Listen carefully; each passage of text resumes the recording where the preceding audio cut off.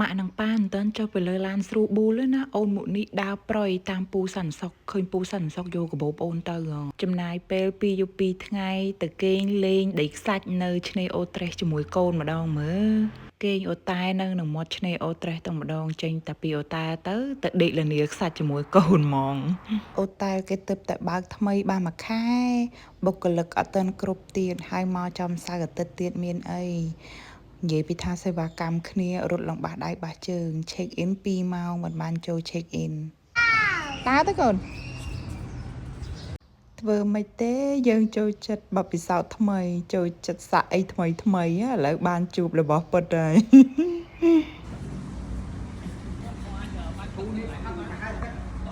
នាំកូនហែទឹកលេងដល់ហើយ2 ម៉ោងអីដឹងតាំងពីភ្លឺរហូតដល់ល្ងឹតមើលគ្នាលេងឃើញហ្មងណាដាក់មកអស់ចិត្តមកលើកចេញអូនអត់យំបដ ாய் អូននឹកលោកតាលោកយាយកំពុងតែរៀបរាប់ថាអូនបានហែទឹកណាអរុនសួស្ដីពេលព្រឹកពីមាត់សមុទ្រទៅថ្ងៃនេះថនបើកភ្នែកឡើងឃើញឡានឡើងទៅរៀបដោយសារតែថ្ងៃចុងសប្តាហ៍អញ្ចឹងគេមកលេងសមុទ្រតាំងពីព្រឹកហ្មងណា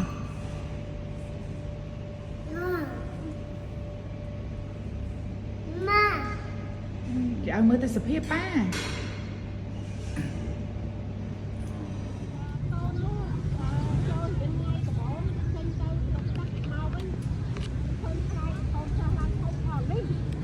ម៉ាក់យាយឃើញក្មេងតូចតូចគាត់និទានរឿងឲ្យស្ដាប់ហើយក៏ហួសទៅអាហារថ្ងៃត្រង់នៅឆ្នេរឯករាជ្យឆ្នេរឯករាជ្យមានអីញ៉ាំច្រើនក្រៅពីគ្រឿងសមុទ្រតែស្ដាយអត់បានថតរូបនឹងមាត់ឆ្នេរឯករាជ្យនឹងសោះមានកញ្ចុះគេអង្គុយលេងច្រើនហើយក៏មានផាសុកភាពដែរ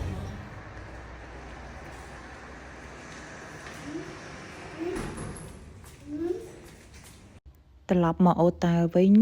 សុំគេដូរបន្ទប់ឲ្យមកបន្ទប់ក្រេ2វិញកុំឲ្យពិបាកគេងតែបន្ទប់ក្រេ2របស់គេនេះគឺអត់មានទេសភាពនៅមាត់សមុទ្រទៀតទេទេសភាពរបស់គេគឺបែបលក្ខណៈឃើញផ្លូវឃើញភ្នំឃើញអីវិញណាវាអត់ចំមាត់សមុទ្រទេហើយក៏អត់មានវេរ៉ង់ដាខាងមុខដែរតែប្លែកមួយបែបដែរដោយសារតើអើទៅឃើញអាគារក៏ឃើញសមុទ្រក៏ឃើញតិចឃើញទៅណាទៅណីដើរថតអូតាដើរថតកន្លែងញ៉ាំអីនឹងថាគេជួយបញ្ចុះតម្លៃអីហ្នឹងអត់ទេពេញថ្លៃចា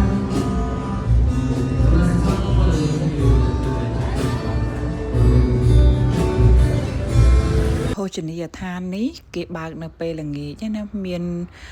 បែនខាងក្រៅហើយខាងក្នុងគេលក្ខណៈក្លឹប